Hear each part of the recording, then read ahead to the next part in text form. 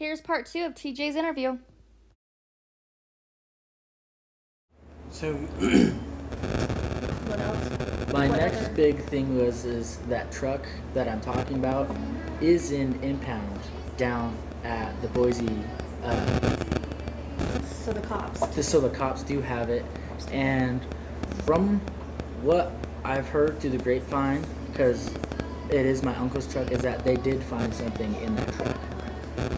so how did it, if it's okay to ask, how did it end up on the police radar? How did it end up in impound? So I think because of the traveling up and down H Street, Okay. and then the cops doing the investigation, and then finding out who had the truck at the time and who Ronnie was with. When they did, Dave did get arrested on a different charge and was already in Ada County. Because he got arrested shortly after she disappeared, correct? Yeah, he was a felon with a gun when he got pulled over on that. And then the cops they came and gave us a search warrant for the truck because they think that's evidence in the case. Okay. And I tried to get a hold of it last year to kind of see what was going on. They said it's still in an active investigation, so. Wow. That's what makes me think, I'm like, if I feel like we have all this stuff lined up, but like what is missing? That's what we're wondering. Yeah, that's what we're wondering too. And everything that comes back to it is like her body was in poor condition when they found Yeah. her. So I don't know that, because that's what we've been trying to figure out. I'm assuming you told the cops everything you know. Yeah, and the thing was I was getting a call from a different cop every other day to ask me the same questions, and I'm like, I'm telling you the truth. I don't know, like, what. Just see if the story changes, type thing. But it's like I want to find out just as much as you guys know, because at the time, like, I was just everybody's asking, hey, well, what do we tell these? I'm like, tell them the truth, like what happened, like what do you know, like why lie? And it kind of hurts me and fires me up because like I know Ronnie was a good person and like she had her moments, but like I said, She's still a person. Yeah.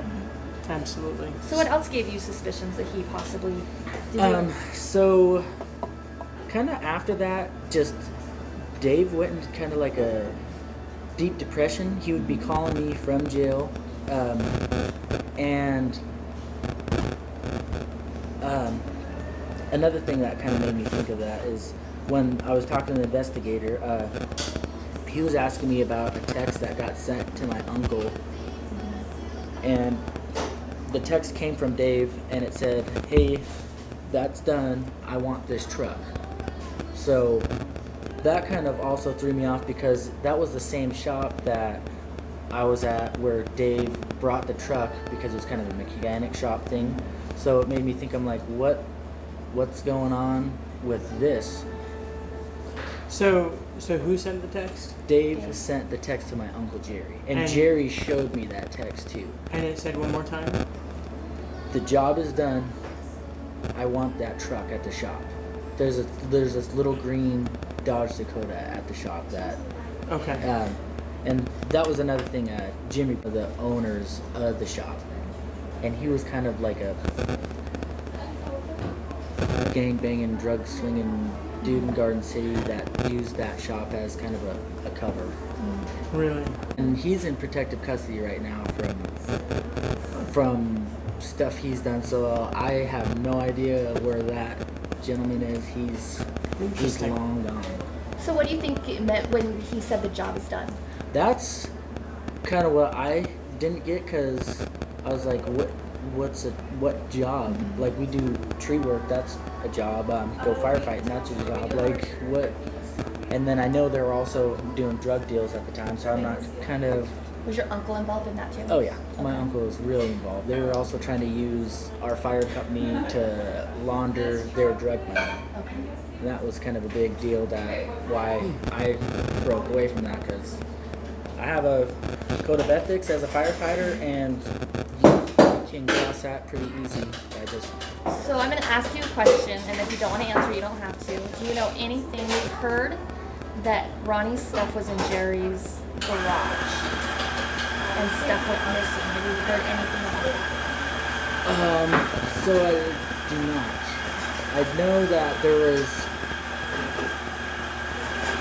like, if it was a garage, the only house that they had was a garage, was a recent house.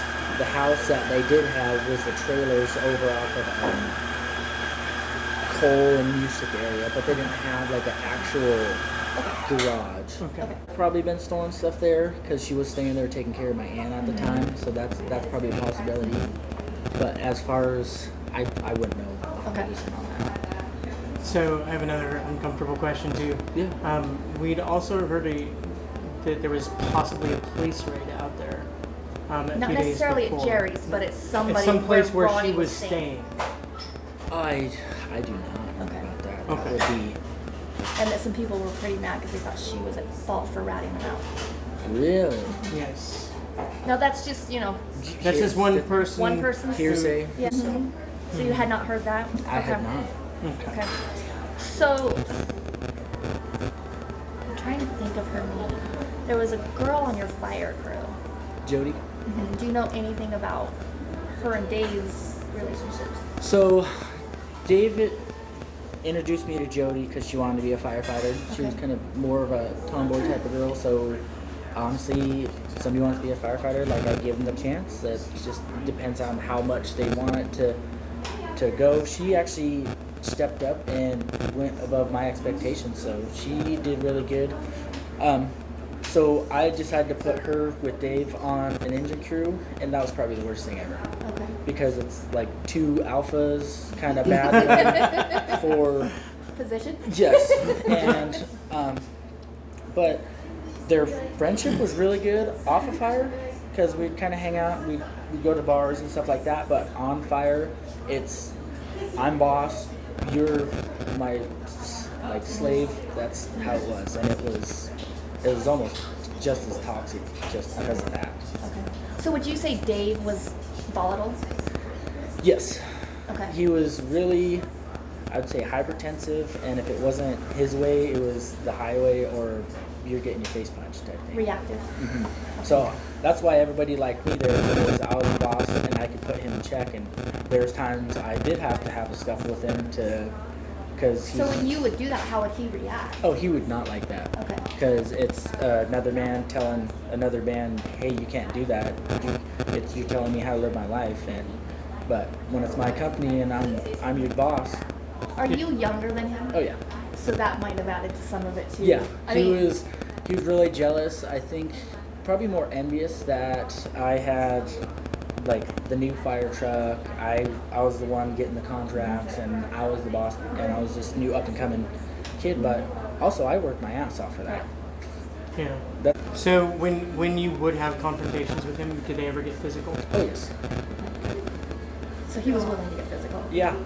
That's why I would be the one to step in, because everyone else wasn't like that. They're not physical. You kind of start yelling at them, they clear out. So I can't sit and watch somebody do something wrong and get yelled at 30 minutes straight for it. I'm like, hey, just scold in private, praise in public, and drop the subject. You don't have to keep carrying it on and keep calling them stupid motherfuckers because they forgot to put a gas cap on it. And would he do Chainsaw. that? Oh yeah. So he would tear people down. Yeah, like as much as he could until another alpha was there to shut him up. Okay.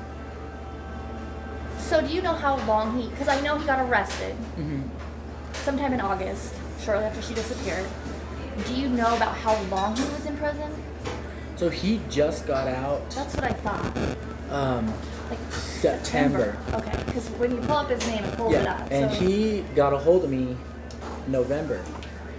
what did he have to say? then? He asked if I was still doing fire stuff and if I wanted to buy any fire gear at the time. He was asking you if you wanted to buy fire gear from him. He said he had some old fire gear that he was trying to get rid of. And I'm like, I have more than enough stuff right now. It's kind of weird. That was like the first thing we talked about right when he called me. So Do you think he was looking for money? yeah, I think just being right out of prison and having Desperate? So I'm just gonna put this out there. Do you know? we're okay.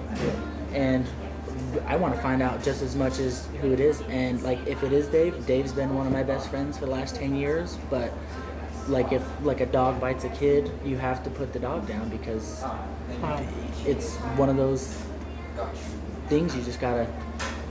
Yeah, and I don't like to see anybody hurt, and I don't like to see anybody having to go through this, and I would like to see some justice happen for Tila and her family, because they've had a hell of a time going through it, and then just people dragging Ronnie's name through the mud through the KRTV, just saying, oh, she was a drug addict. No, that doesn't matter. Yeah, she was a good person. It doesn't matter her choices.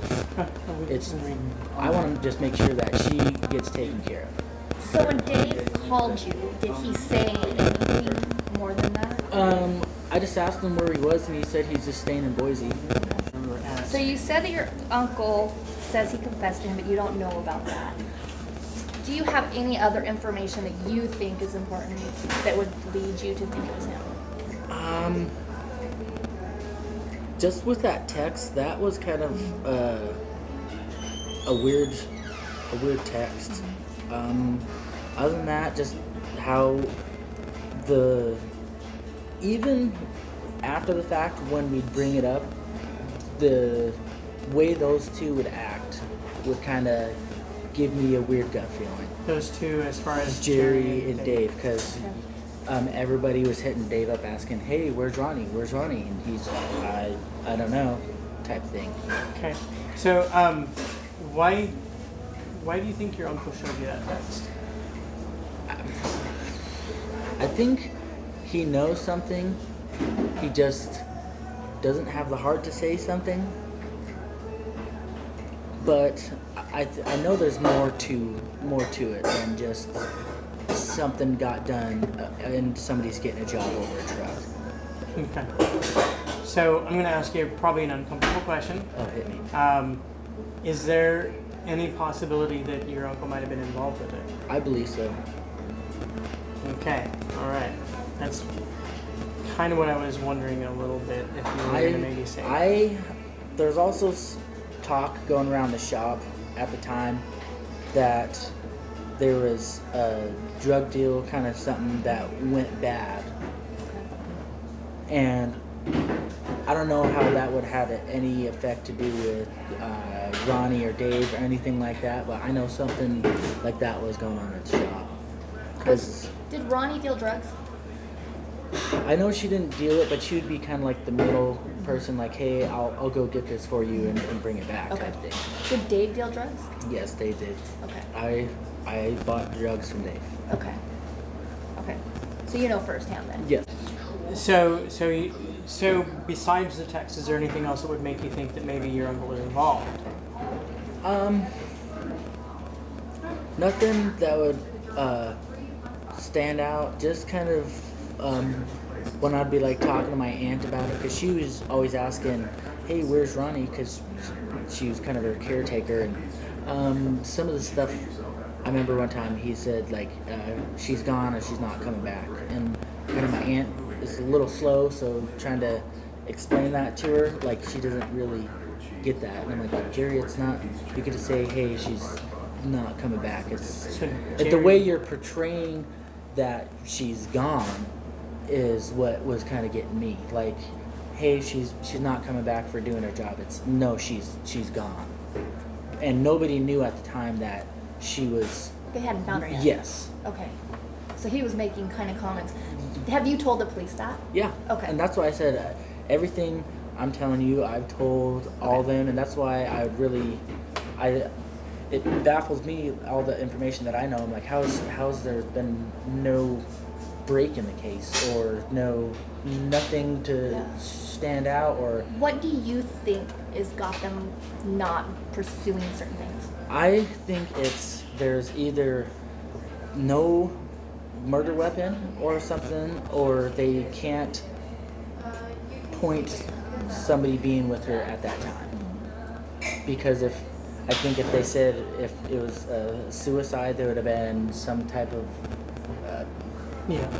something, I guess. But Well, and I think that the way she must have been shot, that leads them to think it couldn't have been suicide. I mean, And that's why I was wondering too, because I'm like, I do know for a fact that they've always had that small little 9mm handgun, and when he got pulled over, like he had like a little 38. And that's definitely a and difference. when I was telling the police officer about that, they can't say, well, there's people can have different guns. I'm like, well, I don't. Yeah. I've known this guy for 8 years at the time. So, just out of curiosity, if he had the 9mm and he wanted to hide it, where do you think? Oh, you could easily get rid of that anywhere. But do you know if like maybe he had a place that you would think of that maybe he would take it to? Nothing, no specific. I heard from a friend that he threw it in the Snake River. Well, if you threw it in there, it's never coming back. Yeah. And that person asked me to remain anonymous. okay. But I asked him where he heard that, and he said he heard it from a very influential birdie.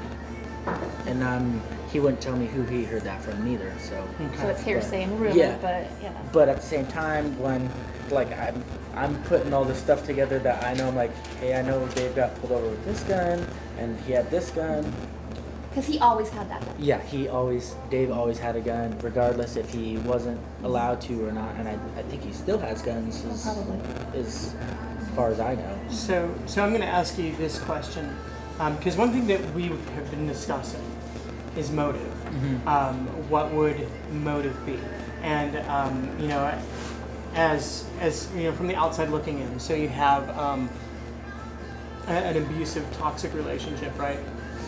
And then if rumor is correct, if what everybody so far that has been talking to us is correct, then and he killed her, then there's a possible, you know, maybe he just snapped one day and just got really angry.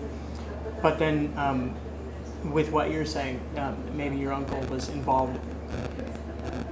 And I know this is purely speculation. I'm assuming it's purely speculation unless they have specifically told you. But what would motive be?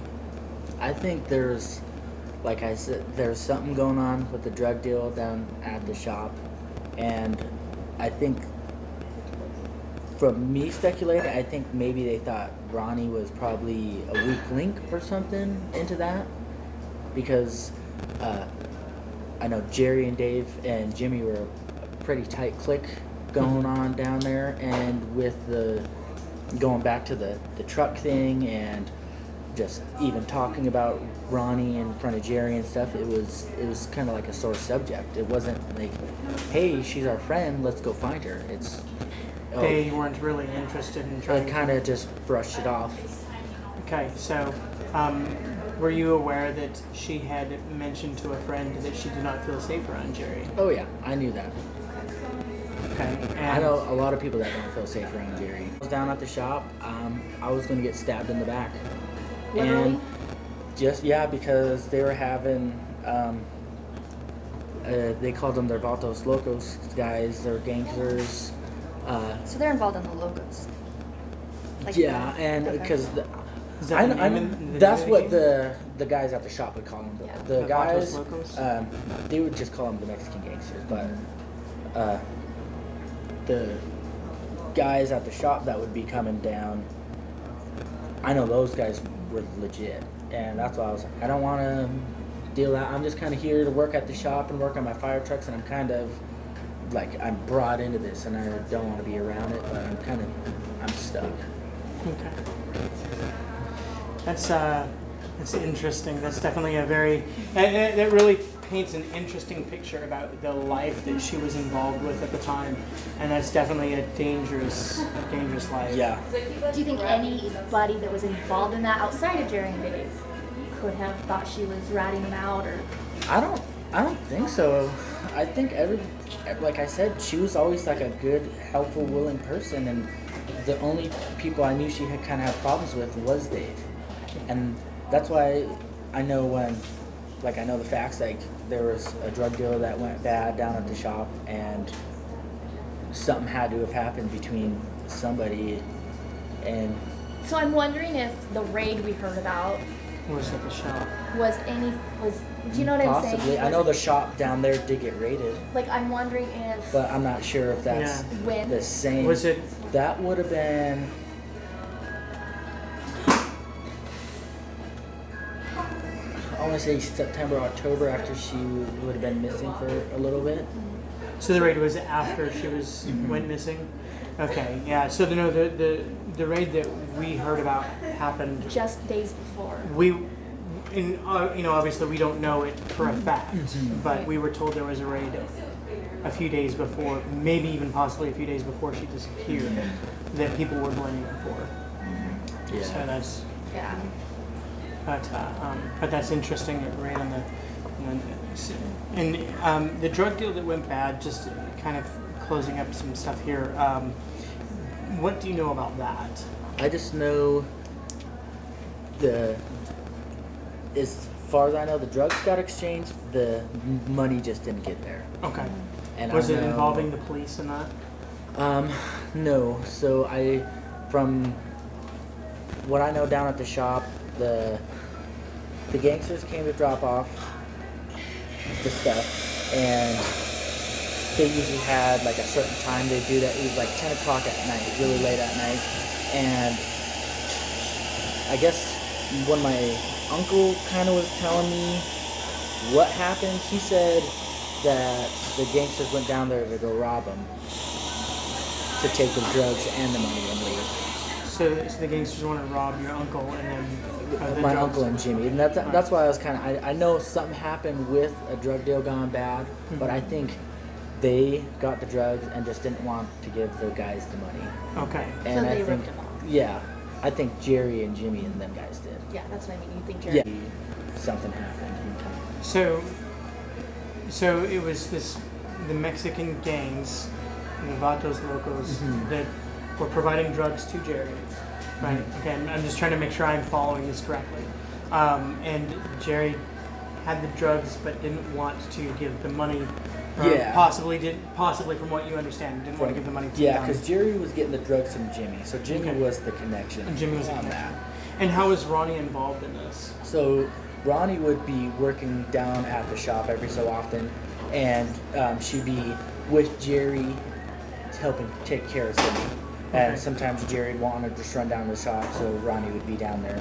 So she kind of got hooked up with us down there. I'd seen her down there quite a few times, because I'd be down there having to work on the trucks, but I was down there working, not getting paid, just down there kind of volunteering, Yeah. just a place to work and get stuff done. But after you kind of start seeing the trends and stuff, what starts going on, you're like, this isn't safe.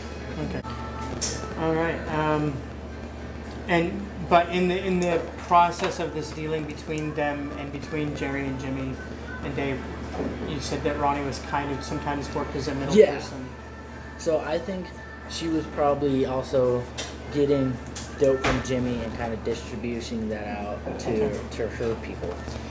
Is it at all possible that the Vatos Locos could have blamed Ronie for not getting caught? Possibly. I always think there's going to be somebody to blame when somebody doesn't get their money, Yeah. and when it's thousands of dollars, those guys, yeah, and They don't mess around. Huh. but I don't. To me, I don't think it lines up with them doing anything to take her out. Okay. Do you know about where they found her? I said Because we went up there, and it's a they big said it's area. like 2 miles up, and it's like a quarter mile off the road. So it was a ways away. Not very far though. Like, because they said that the lady who walked up to her, she was walking her dog. Well, Misty, that was quite an interesting interview, wasn't it?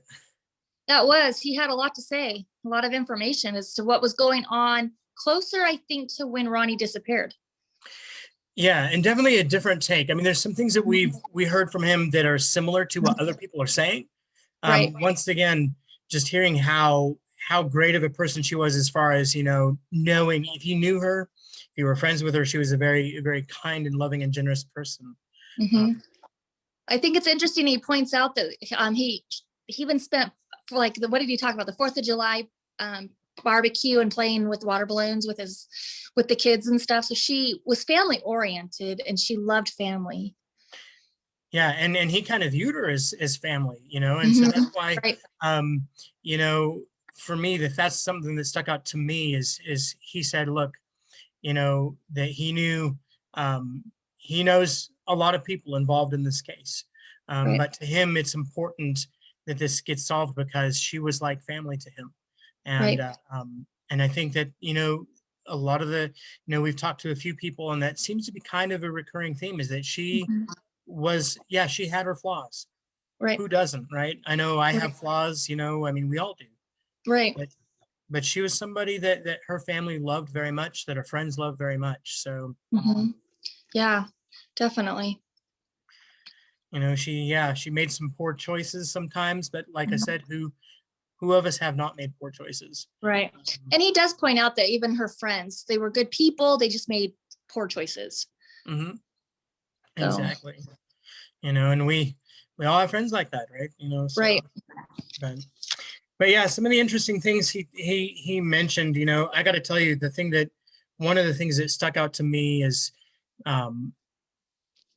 David. David's name keeps getting brought up. Everybody we talk to.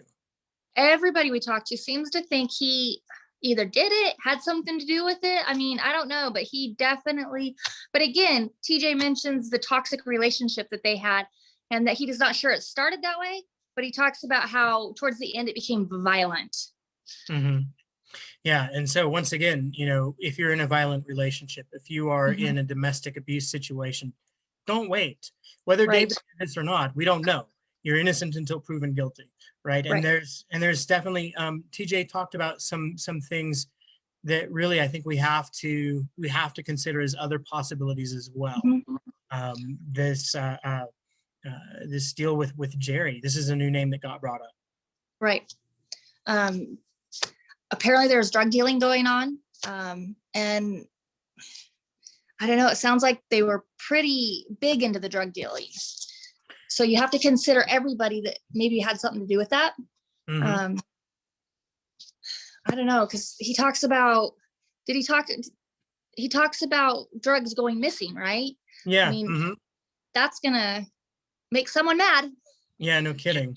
And especially because he mentioned a gang, he said that their suppliers was some gang called Vatos Locos. Right. And you know, when you're dealing with gangs that are distributing drugs, these aren't small time criminals. These aren't people who are just like, you know, oh, whatever, something came up missing. You know, these are some pretty serious, dangerous types of people.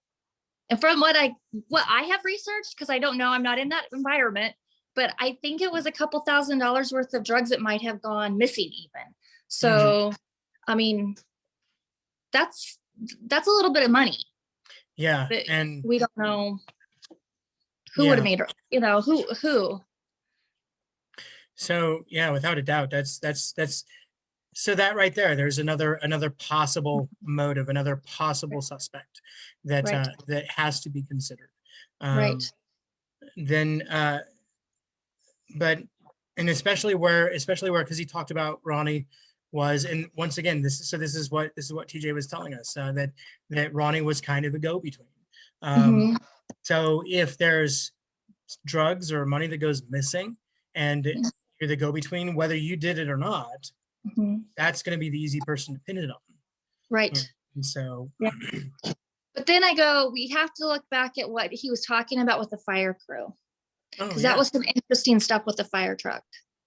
Yeah. And man, I really wish we could pin down certain dates, specific dates for some of this stuff. You know, but I got to tell you that I definitely certainly see and understand why people think that David is either involved or at least knows what happened, or maybe he didn't do it and he was just there when it happened. Because there's a lot of stuff here, like what you said, the fire truck. What was he saying about that? He said that when he got back into town, because he was out on a fire crew when Ronie first went missing, But when he came back, he'd gotten some calls because he was the one in charge of the trucks. And it had set off some signals up 8th Street late at night. He also talked about it coming back just dirty, like someone had been out mudding in it. And he had to clean it, and he was not happy about that. So where was that truck? I mean, Dave gave him a story, told him he was helping someone, but at the end of the day, why did the cops impound it? That'd be kind of weird to impound a truck just because you were helping a friend out. So I'll just say this really quick. Look, if by some chance you're watching this and you were or know who it was that David was supposedly helping in Mountain Home get pulled out, I mean, we'd love to talk to you. You know, I'll just put that out there, because look, we want to talk to anybody that can give us some closure on ideas or confirmation of different stories, because, you know, that's our goal, right? Is to try and figure this out, at least, you know, get people talking. So well, and it sounds like of course, I don't know how you would go and how we could like confirm this, but it sounds like that truck is still an impound. They haven't released it. It's been 5 years and it hasn't been released, and it makes you wonder why. I just wish there was somebody we could ask, somebody that, you know, if there was a way to find out some of that information. Yeah. So if you happen to know about the truck being an impound, talk to us. You know, we want to know more about that. You know, at the end of the day, I think that we're definitely looking at a few different possibilities of people who could have been involved, maybe more than one person. TJ seemed pretty convinced that there was more than one person, and I'll be honest, I was a little surprised when he said that he thought that Jerry was involved, especially you know, but what about that text? Yeah, there was a text, and it makes you wonder. Yeah. What job was done? What job was done? You know, that's, and I think that the thing that really throws me off with that is, why would Jerry show that to anybody? Right. That seems like a weird thing to do to me. Like, hey, I just want, because TJ said that they were just talking and he just kind of randomly showed him this text. Right. So it almost makes you wonder if someone's conscience isn't bothering them. Yeah. You know, I will tell you this. I think that somebody's conscience is bothering them. I think that you know, when you have, because TJ also talked about how Dave seemed depressed, and nobody could find him for, you know, a week. Right. I think he also mentioned that he called him from jail, and he really wasn't sure why he was calling him from jail, but he seemed depressed. So, you know, and we've heard, was it Tila that said that somebody from prison had said that Dave had admitted. So we now know that Dave, at some point while he was in jail and prison, he had some sort of guilt. Now, I'm not saying he did it. We have no proof of that. I'm just saying that there's something he must know. Well, and on top of that, remember, TJ also said that one girl, Jody, had said that David confessed to her as well.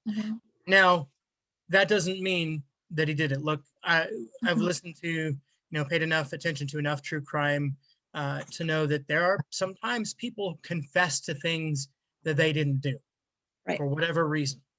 But whenever somebody is saying that, whenever somebody is confessing to something, you have to take a look at it. You know, you can't just pass it over and be like, oh, they're just like high or whatever. So there's something else. If you have talked to anybody and they have said anything about having knowledge about this case, having made a confession to you, we want to talk to you. Right. So the only other thing that I can think of right now too is we still haven't talked to anybody that was with her the day that she disappeared. Yeah.